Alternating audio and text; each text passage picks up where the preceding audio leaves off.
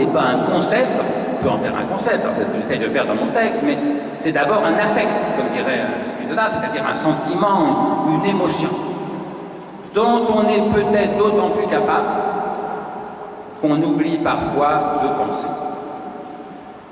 Vous savez, il y a des moments où il faut savoir arrêter de penser. Et je dirais que l'un des buts de la pensée sérieuse, c'est en gros de la philosophie, c'est de laisser des plages de temps où il n'y a plus lieu de penser parce qu'il suffit de vivre. Et les deux vont ensemble. Parce que la philosophie est du côté du discours, du raisonnement, des concepts, tout ça en gros ça pèse une tonne de trucs. Et c'est normal, c'est du travail, c'est de la technicité, c'est de la pensée. Alors que la sagesse est plutôt du côté du silence.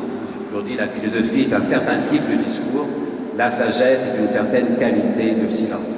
Eh bien la joie de vivre est plutôt du côté du silence ou de l'éclat de rire, mais c'est pareil, j'appelle silence ce qui n'est pas un discours, et un rire n'est pas un discours de ce point de vue, ni un sourire. Voilà, la vraie joie de vivre est plutôt du côté du silence de vivre, du silence voluptueux de vivre, que du côté du discours de la pensée.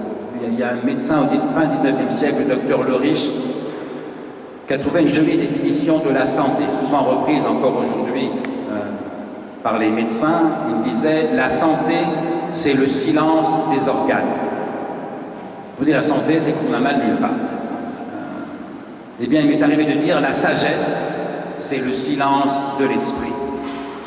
Quand on n'a plus besoin d'interpréter, de rationaliser, de verbaliser, parce que tout d'un coup, pour une fois, la vie nous suffit.